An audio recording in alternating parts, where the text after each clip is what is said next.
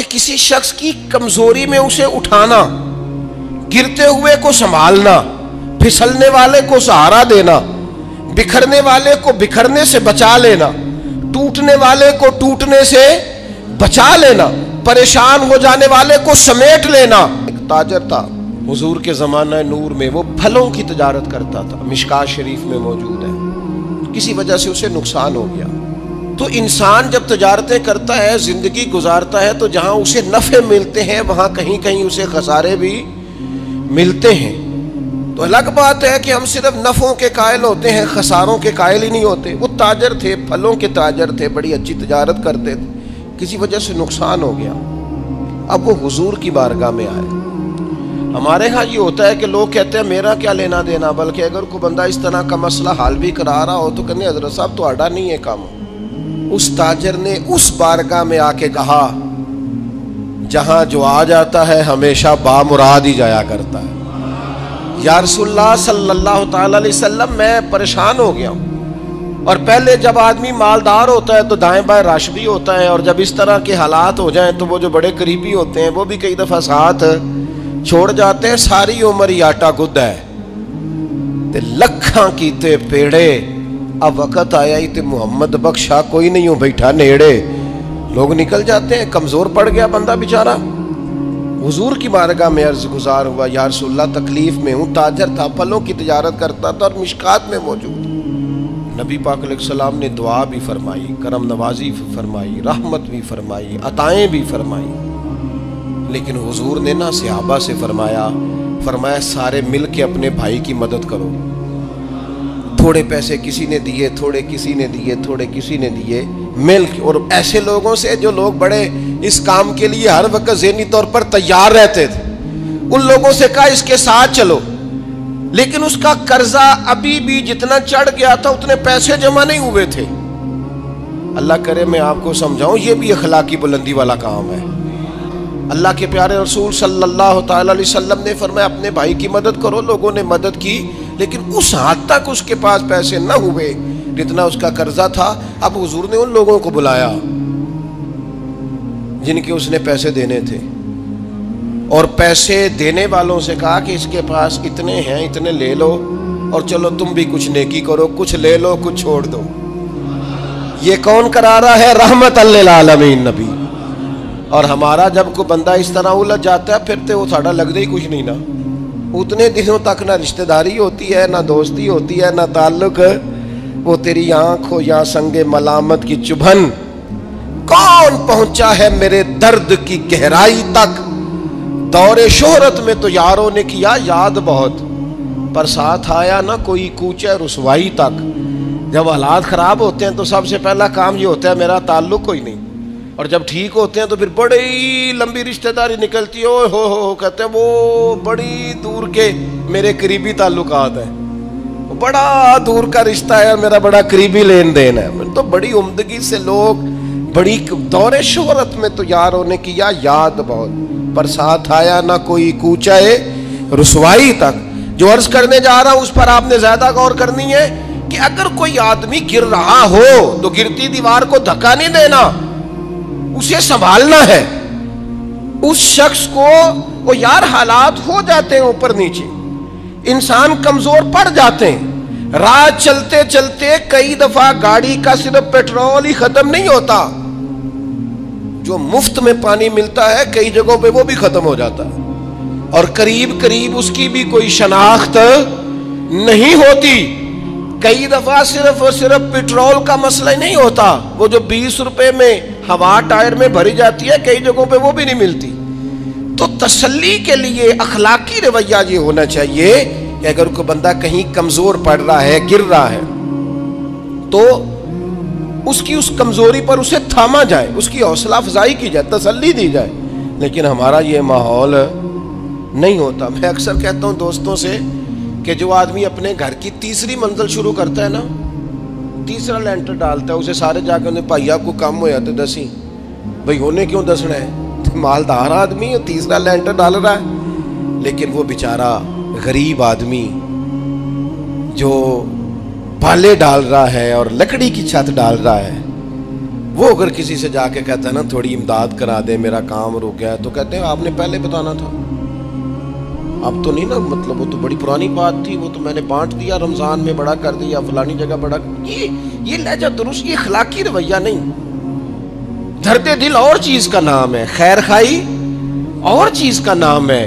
وہ کسی نے کہا تھا کہ پلا کر گرانا تو سب کو آتا ہے، مزہ تو تب ہے کہ گرتوں کو تھام لے ساقی۔ کوئی گر رہا ہو اس کا بازو پکڑنا، اس میں مزہ ہے، اس میں لطافت ہے، اس میں حسن ہے۔ اور ایک دوسرا اخلاقی رویہ جس کی بہت زیادہ ضرورت ہے، جو ہمارے زیادہ ساتھ ہوتے ہیں نا، غلطیاں بھی انہوں نے ہی کرنی ہوتی ہیں، جو آپ کے ساتھ نہیں انہیں آپ کو معاف بھی نہیں کرنا پڑتا۔ معاف کسے کرنا پڑتا ہے؟ جو اپنے، معاف کسے کرنا پڑتا ہے؟ اپنے خادم کو۔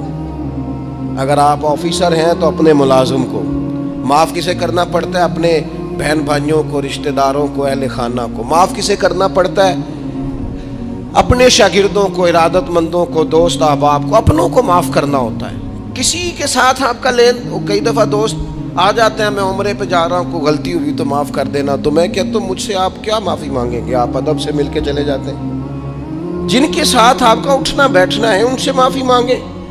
جو زیادہ قریب رہیں گے غلطیاں بھی تو وہی کریں گے نا، جو روز مانتے ہیں، کسی وقت سستی بھی دکھاتے ہیں۔ تو معاف تو کرنا ہوتا ہے اپنوں کو۔ ایک خاص بات کروں آپ سے، بیٹیوں کو معاف نہیں کرنا پڑتا، معاف بہو کو کرنا پڑتا ہے۔ کر کے تو دیکھو نا یار، ایک معیار ہے بیٹی کے لیے، وہ بیاہ کے کسی جگہ گئی ہے، اس کی شکایت آئی ہے، تو ہمارا جواب یہ ہے کہ ابھی بچی ہے، سیکھتے سیکھتے سیکھ جائے گی۔ یہ جواب بنائیں بہو کے لیے۔ اگر وہ غلطی کرے، اس کی ساس شکایت کرے، اس کا خاوند شکایت کرے، تو یہ بہو کے لیے بولیں کہ ابھی بچی ہے، سیکھتے سیکھتے، یہ بہو کے لیے بات کریں کہ بچی ہے، سیکھتے سیکھتے، یہ بہو کے لیے ضرورت ہے اس کی۔ بیٹی کے لیے تو اس کی ضرورت، بیٹی غلطی کرے تو اس کے وکیل بن جاتے ہیں۔ ساری زندگی ساس سسر اپنی بیٹی کے وکیل رہتے ہیں اور اپنی بہو کے جج بنے رہتے ہیں۔ اس کے لیے فیصلے سناتے ہو، اس کی وکالت کرتے ہو، یہ بیٹی نہیں کسی کی، اس کے جج بن گئے ہو، اس کے حق میں فیصلوں کا اعلان ہے، اس کے لیے وکالتوں کا اعلان ہے۔ چھ معنی دار مسلمان کا یہ اخلاقی رویہ نہیں ہوتا۔ نبی پاک علیہ الصلوۃ والسلام نے ہمیں سبق دیا ہے، جو قریب رہنے والے ہیں انہیں تو معاف کرنا ہے، دوسرے کو تو معاف کرنا ہی نہیں پڑتا۔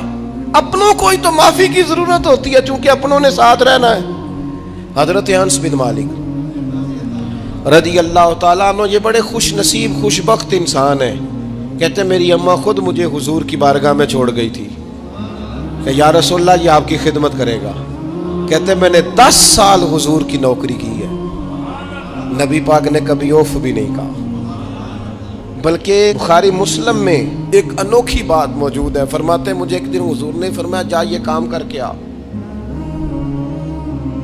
کہتے میرے دل میں یہی تھا کہ فوراً جاؤں گا، اسی طرح لفظ موجود ہے، میرے دل میں تھا جاؤں گا، کر کے آؤں گا۔ حضور نے فرمایا کر کے آ، دل میں پکا ارادہ تھا جاؤں گا، لیکن اپنی زبان سے میں نے کہا حضور میں نے کوئی نہیں جانا۔ یہ کیوں بات کی؟ یہ ذرا لاڈ کے ساتھ کی، یہ ذرا ناز کے ساتھ کی، یہ ذرا نا محبت کے ساتھ کی، یہ ذرا حضور جو پیار کرتے تھے نا اس پیار کو سامنے، حضور میں نے نہیں جانا۔ تو کہتے ہیں حضور تھپکی دے کے، یہ غلام سے بات ہو رہی، حضور فرمانے لگے چل نہ تجھے کہا ہے نہ جا کر کے آ۔ کہتے میں چلا گیا، اسی ارادے سے گیا تھا جاؤں گا، لیکن رستے میں جب میں گیا تو بچے کھیل رہے تھے، میں نے بھی کھیلنا شروع کر دی۔ کھیل رہا ہوں دیر ہو گئی، حضور نے بھیجا تھا کسی کام۔ اب جب زیادہ دیر ہوئی تو کریم گھر سے نکلے، اور جب حضور نے مجھے دور سے دیکھا اور مجھے کریم کے آنے کا پتہ چلا تو اب میں ڈرا، اب میرا انداز بڑا جدا گانا ہو گیا، چونکہ حضور نے بھیجا تھا۔ یہ تو خادم کی بات ہے نا، ایسا اچھی گل دسیا جی اپنا منڈا بھی کدے نہ جائے تھے، وہ تینوں میں کلیا سی تو گیا کیوں نہیں؟ ناراض نہیں ہونا آپ نے، لیکن چلو بچہ ہے، کسی وقت دیر سویر بھی ہو ہی جاتی ہے، کیوں اتنی سختی کرتے ہیں؟ حضرت انس بن مالک کہتے ہیں جب حضور کو آتے دیکھا تو میں پوری طرح ڈر گیا، لیکن قریب محبوب جب میرے قریب آئے اور مجھے ڈرا ہوا دیکھا نا تو پھر رحمت للعالمین محبوب کی رحمت کا بادل چھایا، اور جب حضور مجھے دیکھ کے ہنسے نا، بس وہ ہنس گئے اور میرا کام بن گیا۔ بس کریم تھوڑی دیر ہوئی، ایک آیا کالیاں زلفاں والا، ایویں دو کڑیاں میرے من وچ رکیا تے کر گیا نور اجالا۔ بات بن گئی، بات طبیعت ٹھنڈی ہو گئی۔ تو حضور فرمانے لگے میں نے کہا تھا جاؤ، گئے نہیں؟ اب جب حضور مسکرا گئے تو بات ہی ختم ہو گئی۔ یا رسول اللہ صلی اللہ علیہ وسلم جانے لگا ہوں۔ تو حضور نے پھر شروع سے بات شروع کر دی، حضور جانے لگا ہوں۔ فرمایا جا دوڑ کے آ، پھر جو کہا تھا وہ کر کے آ۔ لیکن وہ بیچ میں جو دیر ہوئی تھی، وہ جو لیٹ ہوئی تھی، اور جو میں کہہ کے آیا تھا میں نے نہیں جانا، حضور نے اس بات پر مجھ سے کوئی سختی نہیں کی۔ میرے عزیز، اپنوں نے تو غلطی کرنی ہے، معاف کس کو کرنا ہے؟ اپنوں کو۔ لیکن ہم نے باہر ساری دنیا کو معاف کر دیا، اپنوں کو ہم معاف کرنے کو تیار نہیں۔ اپنوں کو معاف کرنا ہے، اپنوں سے درگزر۔ اور پھر آپ اگر کوئی دینی تعارف رکھتے ہیں، آپ نمازی ہیں، آپ حاجی صاحب ہیں، آپ بزرگ ہیں، آپ شیخ ہیں، تو پھر تو آپ کے اخلاق میں اور زیادہ وسعت ہونی چاہیے۔ جیسے جیسے بندے کی عمریں بڑھتے جائیں نا، ویسے ویسے اسے میٹھا ہونا چاہیے، کڑوا نہیں ہونا چاہیے۔ جیسے جیسے اس کی تسبیح بڑھتی جائے، ویسے ویسے اس کا لہجہ بھی وسیع ہونا چاہیے۔ اس کے مزاج کے اندر دینی اگر آپ تعارف رکھتے ہیں تو پھر تو آپ کو، میں آپ سے عرض کروں، میں کئی دفعہ دوستوں سے شکوہ کرتا ہوں، میں کہتا ہوں یار ہم تو جو کہنا چاہتے ہیں وہ بھی نہیں کہہ سکتے، ہم تو سونا چاہتے ہیں ڈھب سے سو نہیں سکتے، ڈھونڈتے پھرتے ہیں جگہ ملے کوئی آرام کرنے کو۔ کیوں؟ اس لیے کہ دینی تعارف رکھتے ہیں۔ آپ نے وہ دعویٰ ہی نہیں کرنا تھا، یہاں تے چٹی چادر لا دے نا کڑیے تے پین فقیران دی لوئی، چٹی چادر تے پھر داغ لگیندا ہی تے لوئی نو داغ نہ کوئی۔ جب آپ کا دعویٰ ہے کہ ہم نے کام کرنا ہے اور بڑی اوپر والی سطح پہ کرنا ہے، تو پھر آپ آرام ڈھونڈتے پھریں، پھر آپ قرار ڈھونڈتے پھریں، تو یہ تو دو باتیں ہو گئی۔ ایک بات کرنی پڑے گی، دینی تعارف رکھنے والے آدمی نے اگر اس نے دین سکھانا ہے اپنے بچوں کو، اپنے گھر والوں کو، تو حسن اخلاق سے سکھائے گا۔ وہ اگر ڈنڈا پکڑ لے ہر وقت، سختی بھی کریں جہاں ضرورت ہو، لیکن اگر اس کا لہجہ ہی ہمیشہ کے لیے تلخ ہو جائے گا تو وہ کبھی بھی دین سکھانے میں کامیاب۔ انسان بہت سارے دینی غلطیاں کرتے ہیں، میں بہت سارے لوگوں کو دیکھتا ہوں وہ اس طرح تنقید کر رہے ہوتے ہیں جیسے انہوں نے پہلے اسے پورا درس نظامی پڑھایا ہے، اصول پڑھائے ہیں، تو اب غلطی کر رہا ہے تو تنقید کر رہے ہیں۔ بھئی عام آدمی ہے، اس سے غلطی ہوگی۔ بڑی اہم بات بھی، بہت بڑا آدمی بنیادی بات سے بھی کسی وقت ناآشنا ہو سکتا ہے، لیکن آپ کے لہجے میں سختی ہے، آپ بات کرتے ہیں تو تلخ کرتے ہیں، آپ سے کوئی دینی کلام کیا جاتا ہے تو آپ سخت ہیں۔ دینی لوگوں کو چاہیے کہ وہ دین سکھائیں تو اس میں بہت زیادہ اخلاق کا خیال رکھیں۔ غلطیاں کریں گے لوگ، اگر آپ عالم ہیں اور آپ کے پاس کوئی دینی معلومات ہیں تو پھر آپ کو اس کی خوبصورتی کا بھی پتہ ہونا چاہیے۔ آپ نے حضرت معاویہ بن حکم رضی اللہ تعالیٰ عنہ کہتے ہیں میں نے حضور کی مسجد شریف میں نماز پڑھی تو ایک شخص کو نا چھینک آئی، یہ بھی بخاری مسلم میں موجود ہے، تو میں نے نماز میں کہہ دیا یرحمک اللہ، یہ چھینک آنے کا جواب ہوتا ہے، میں نے یہ نماز میں کہہ دیا، تو بہت سارے لوگ مجھے گھورنے لگ گئے، کچھ نے اپنے ہاتھ بھی مارے زانوں پر کہ یہ کیا کر رہے ہو، نماز میں بول رہے ہو۔ فرماتے ہیں نماز مکمل ہوئی، اور یہ لفظ ہے حضرت معاویہ بن حکم رضی اللہ تعالیٰ عنہ کے، فرمانے لگے قسم اللہ کی میں نے حضور سے بہتر سمجھانے والا نہ پہلے کبھی دیکھا ہے نہ بعد میں کبھی دیکھا ہے۔ فرماتے ہیں نہ حضور نے مجھے مارا نہ ڈانٹا، بلکہ جس طرح ایک بچے کو گویا ٹریٹ کیا جاتا ہے، سمجھایا جاتا ہے۔ حضور فرمانے لگے اللہ کے بندے نماز میں کوئی اور بات نہیں کرنی چاہیے، صرف اللہ کی تسبیح پڑھنی چاہیے، اس کے اسماء کا ذکر کرنا چاہیے یا قرآن پاک پڑھنا چاہیے۔ نماز میں کوئی اور کلام کرنے کی اجازت نہیں ہے۔ ہمارے ہاں لوگ دینی مسئلہ سمجھاتے ہیں تو اتنا ان کے مزاج میں تلخی ہوتی ہے بعض اوقات، اللہ ماشاءاللہ کچھ لوگوں کی طبیعت اتنی کرخت ہوتی ہے، بچہ نماز پڑھ رہا ہے اور حاجی صاحب اس کے ساتھ کھڑے نماز پڑھ رہے ہیں، لیکن وہ اس کو کھڑا کر رہے ہیں تو یوں کندھے سے ہلا کے تینوں آج تک نہیں پتا نماز ہے کہ یہ آپ دین سکھا رہے ہیں۔ یہ اخلاقی رویہ دین سکھانے کا، یہ لب و لہجہ دین سکھانے کا، قطعاً ایسا کوئی کام نہ کریں۔ میں تو یہ مدارس کے اساتذہ سے بھی کہتا رہتا ہوں، میں کہتا ہوں نبی پاک نے کبھی کسی کو نہیں مارا. آپ بچوں کو ڈانٹیں, کریں کچھ, لیکن وہ رویہ آپ اختیار نہ کریں جس کی دین اجازت نہیں دیتا. تو اخلاقیات میں ان چیزوں کا ضرور خیال کریں. ایک روایت اور عرض کر دوں آپ کو. حضرت جابر ابن عبداللہ رضی اللہ تعالیٰ عنہ فرماتے ہیں میرے والد احد میں شہید ہو گئے تھے. میرے ذمے بہنوں کا بوجھ بھی تھا اور قرضہ بھی تھا. اللہ کے محبوب علیہ السلام نا مختلف طریقوں سے مختلف انداز میں میرے اوپر کرم نوازیاں فرماتے. نوازنے کا طریقہ, آپ نہ کسی کو نوازیں بہانے سے. میں نے بعض بزرگوں کو دیکھا ہے, کسی بچے کو ادارے میں خانقاہ میں کمزور دیکھتے, وہ سریلا بھی نہیں ہے, اسے کہتے چل پتر نعت سنا, اور نعت سنا رہا ہے تو اسے نذرانہ دے رہے ہیں. چل بیٹے تلاوت سنا, چل تقریر سنا, کسی بھی طریقے سے اس کو تسلی ہو رہی. اور اس طرح کا رویہ نہ اپنایا جائے کہ وہ مانگنے والا بن جائے. یہ اخلاقی بلندی ہوتی ہے آپ کی کہ آپ کسی شخص کو بہانوں سے نوازیں. اس طرح کا ماحول نہ بنائیں کہ آپ اسے کہیں کہ چونکہ تو کمزور ہے, غریب ہے, فقیر ہے, لہذا تجھے دے رہا ہوں. حضرت جابر ابن عبداللہ فرماتے ہیں, اور یہ بھی آپ کو مسلم شریف میں ملے گا, فرماتے ہیں کہ جنگ میں حضور کے ساتھ تھا, میرا اونٹ بڑا کمزور ہو گیا, بیمار ہو گیا, چل نہیں رہا تھا. حضور میرے قریب آئے اور پیچھے آ کے فرمانے لگے اسے بھگاتا کیوں نہیں. میں نے کہا حضور بیمار ہے, کیسے بھگاؤں. تو نبی پاک نے نا اونٹ کو ایک درہ لگایا اور گویا پیغمبر اعظم نے حکم دیا, نبی رحمت نے, نبی اکرم نے حکم دیا, فرمایا اونٹ بھاگتا کیوں نہیں. وہ جو سب سے پیچھے تھا وہ سب سے آگے نکل گیا. واہ کیا جود و کرم ہے شہ بطحا تیرا, اور نہیں سنتا ہی نہیں مانگنے والا تیرا.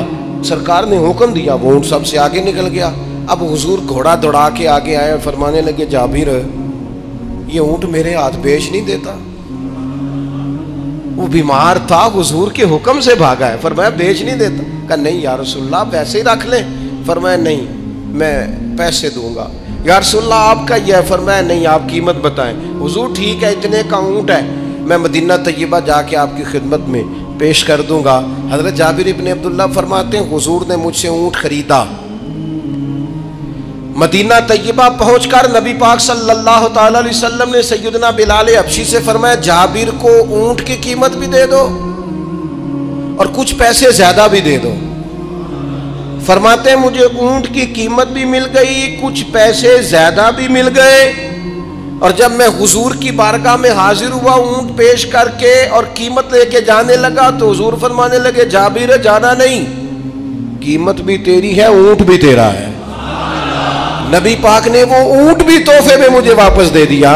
یہ اخلاقی رویے کی بلندی کہ کسی شخص کی غربت میں اسے نوازنا, لیکن اس طرح کا نوازنا کہ اسے محسوس نہ ہو کہ مجھے امداد دی جا رہی ہے. تو اپنے ان چند ایک اخلاقی رویوں پر ضرور توجہ کریں. ایک تو سب سے جس کو آپ دیکھیں کمزور ہو گیا ہے, گر رہا ہے, پریشان ہے, اس کا ضرور خیال کریں. لوگ بڑے بڑے تیز دوڑتے ہیں, کسی جگہ پھر گر بھی جاتے ہیں, گرتے ہوئوں کو سنبھالنے کی کوشش کریں. دوسری گزارش یہ کی ہے میرے عزیز, جو ہمارے قریبی لوگ ہیں انہیں تو ہم نے معاف کرنا ہے, اپنوں کو ہی تو ضرورت ہوتی ہے کہ درگزر کر کے اپنے ساتھ رکھا جائے, پیار کر کے اپنے قریب کیا جائے. اور تیسری گزارش یہ ہے کہ اگر آپ کسی کو دینی پیغام دینا چاہتے ہیں تو نہایت محبت کے ساتھ, نہایت خلوص کے ساتھ دینی مسئلہ آپ کسی کو بھی بتائیں تو اسے چھوٹا بچہ سمجھ کر آپ ڈیل کریں. شدت نہ اختیار کریں دین بتانے میں, وہ لہجہ اختیار نہ کریں جس لہجے میں محسوس ہو کہ آپ خود بااخلاق نہیں ہیں تو آپ کسی کو کیا سمجھائیں گے. اور چوتھی گزارش یہ کی ہے جب کسی کی مدد کریں اسے رسوا کر کے نہیں, کسی کی پھیلی جھولی دیکھ کر خوش ہو کے نہیں, بلکہ آپ اعزاز بھی اس شخص کو عطا کریں اور رویہ اس طرح کا اختیار کریں جس پہ محسوس ہو کہ اس کی عزت نفس مجروح نہیں ہوئی. ان چیزوں کو پیش نظر رکھ کے جب اخلاقی بلندی ہم حاصل کریں گے نا.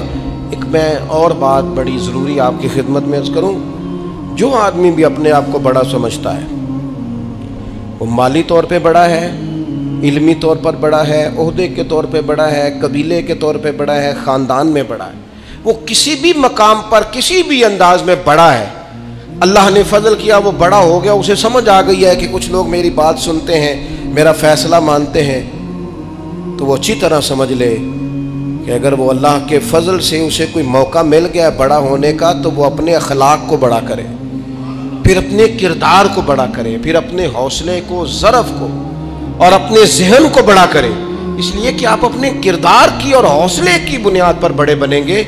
صرف یہ کہ 2-3 آپ کے نام کے ساتھ القابات لگ جائیں اور چند لوگ آپ کو سلوٹ کرنے لگ جائیں، اس سے نہیں پتہ چلے گا کہ آپ بڑے ہیں۔